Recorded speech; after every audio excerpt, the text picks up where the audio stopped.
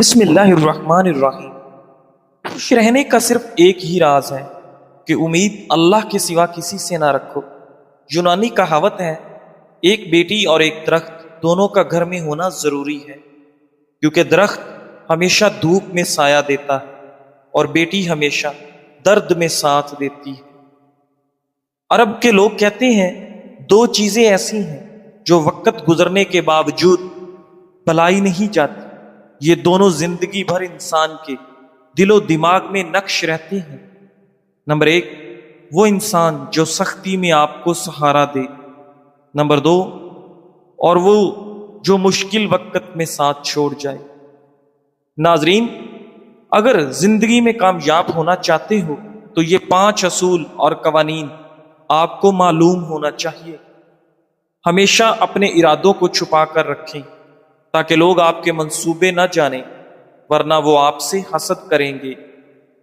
ہمیشہ دوسروں کو آپ پر انحصار کرنے پر مجبور کریں تاکہ وہ آپ کے خلاف نہ جا سکیں۔ زندگی میں کبھی بھی اپنے مالک سے زیادہ مت چمکیں، بلکہ مالک کو ہمیشہ برتر محسوس ہونے دیں، ورنہ وہ آپ کو پیچھے دھکیلنے کی کوشش کرے گا۔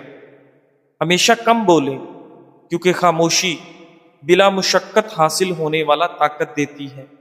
ہمیشہ اپنی ساکھ کی حفاظت کریں، کیونکہ بدنامی طاقت کو برباد کر دیتی ہے۔ کچھ ایسی مفت اور حیرت انگیز دوائیاں جن کے استعمال سے سینکڑوں بیماریوں سے بچا جا سکتا ہے، جیسے کہ دل کی بیماریوں سے بچاؤ کے لیے ورزش ایک دوا ہے، پھیپھڑوں کی صحت کے لیے صبح کی سیر ایک دوا ہے، معدے کی صحت کے لیے روزہ ایک دوا ہے، انزائٹی ختم کرنے کے لیے گھر والوں کے ساتھ کھانا اور وقت گزارنا ایک دوا ہے، ذہنی دباؤ اور مایوسی کم کرنے کے لیے ہنسی ایک دوا ہے، ذہنی تھکاوٹ دور کرنے کے لیے گہری نیند ایک دوا ہے، اور سب سے بڑھ کر نماز 100 دواؤں سے زیادہ کا مجموعہ ہے، آزما کر دیکھ لیں۔ ناظرین، جو شخص تمہیں ہنسا رہا ہے وہ تمہیں بے خبر کرنا چاہتا ہے۔ ہنسی کا مطلب ہمیشہ دوستی نہیں ہوتا، بعض اوقات یہ تمہارا توجہ ہٹانے کی چال ہوتی ہے۔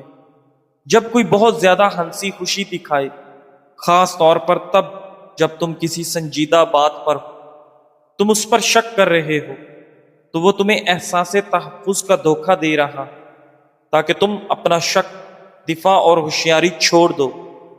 جب تمہارا دشمن تمہیں ہنسا رہا ہو تو فوراً اپنا ذہن دھوکے سے نکال لو، کیونکہ ہنسی سب سے خطرناک آلہ ہے جو دل کو سلا دیتا ہے۔ ناظرین، جب زندگی میں تمہارے بلند ہونے کا وقت آتا ہے تو تمہیں سب سے زیادہ آزمایا جاتا ہے۔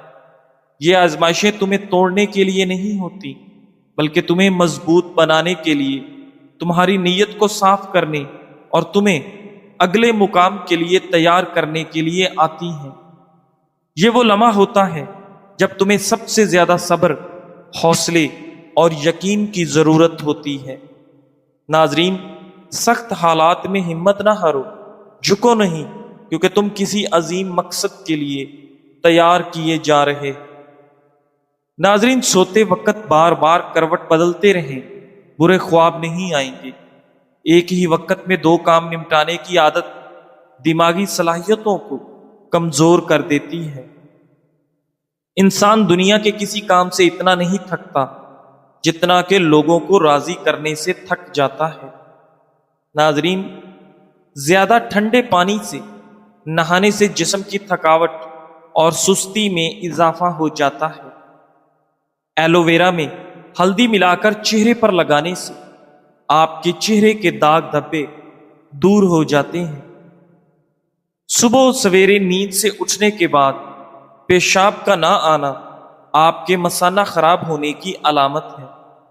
مونچھوں کے بال وقت سے پہلے سفید ہونا شوگر کی علامتوں میں سے ایک علامت ہے۔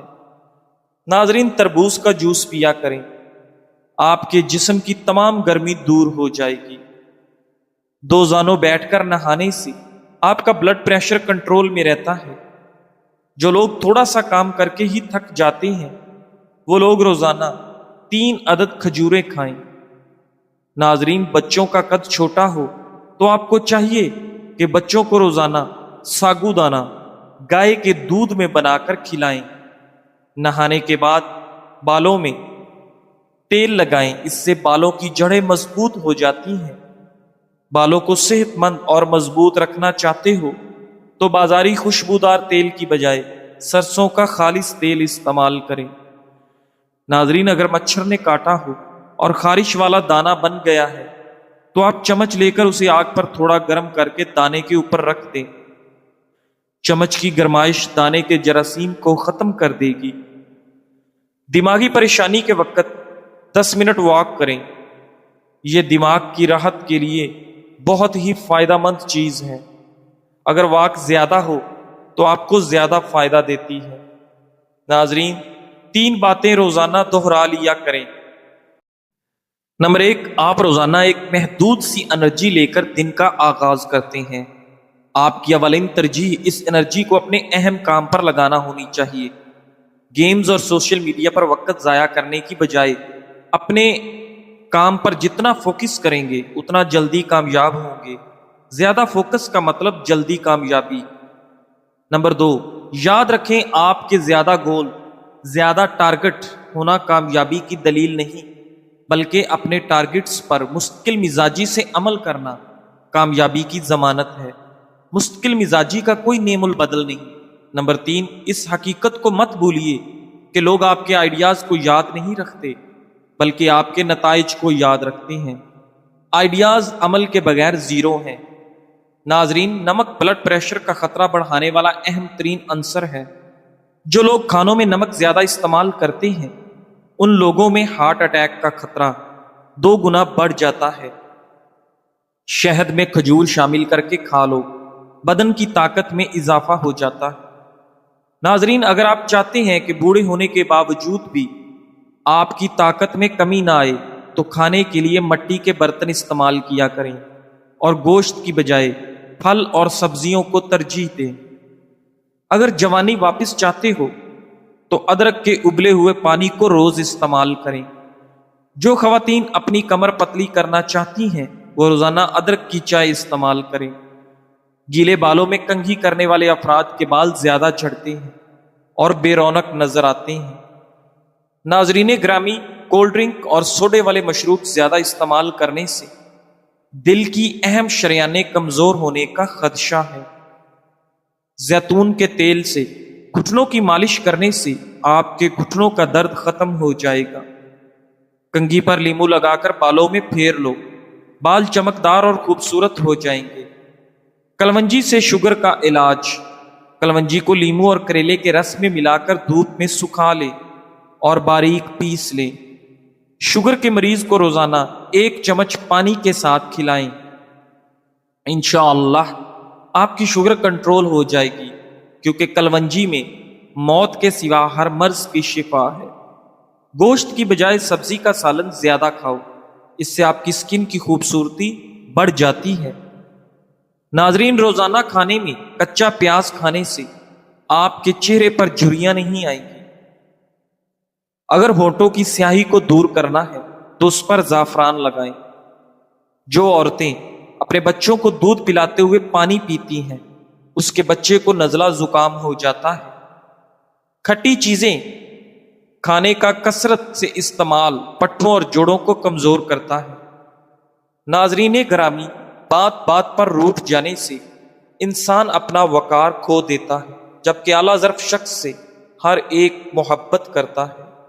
بات بات پر پگڑ جانا عزت گنوانے، وقت ضائع کرنے، اپنا مذاق بنانے کے مترادف ہے۔ کسی سے روٹھنے کے لیے ٹھوس وجہ کا ہونا ضروری ہے۔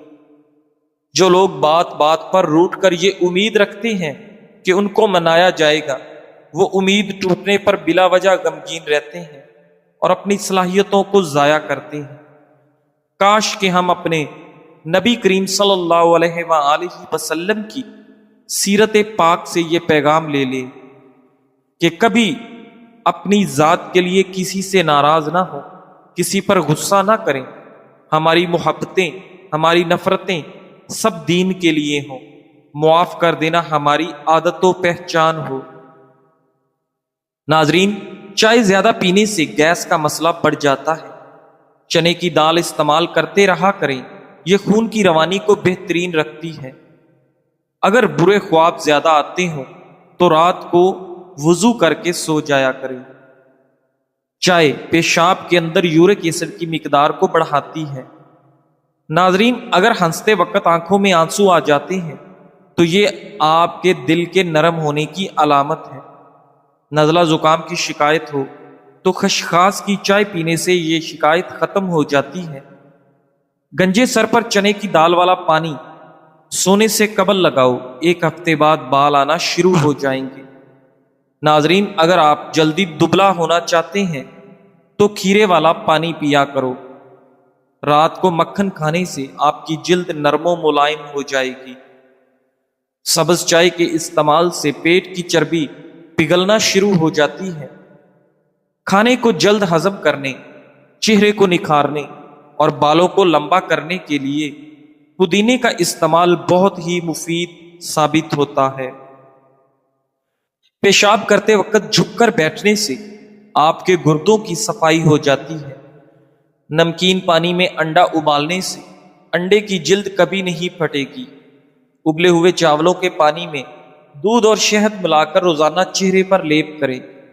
5 دن بعد چہرہ 10 سال کم عمر نظر آنے لگے گا۔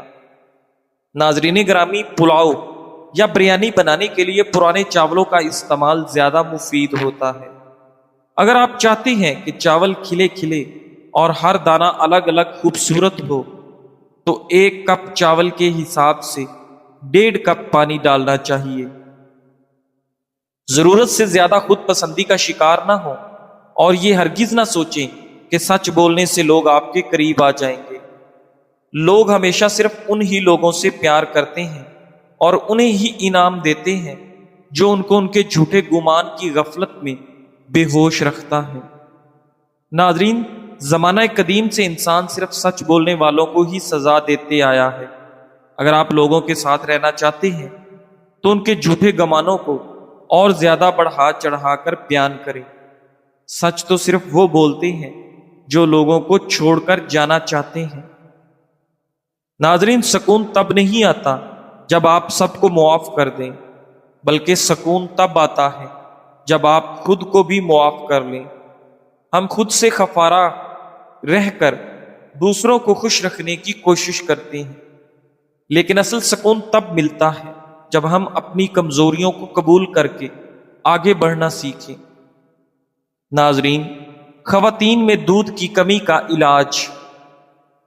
جن خواتین میں دودھ کی کمی ہو جائے ان کے لیے یہ دوا استعمال کریں، انشاءاللہ دودھ کی کمی دور ہو جائے گی۔ نوٹ: بعض لوگ بجائے اس کے کہ بچے کی ماں کا علاج کیا جائے، فوراً ڈبے والے دودھ کو ترجیح دیتے ہیں، جس کی وجہ سے بچہ کئی پیچیدہ بیماریوں کا شکار ہو جاتا ہے۔ بچہ ہمیشہ طاقتور اور صحت مند ماں کا دودھ پینے سے ہی ہوتا ہے۔ بعض خواتین کئی ایک مسائل کے سبب دودھ کی کمی کا شکار ہوتی ہیں۔ ان کے ہاں بچے بھی عموماً کمزور پیدا ہوتے ہیں۔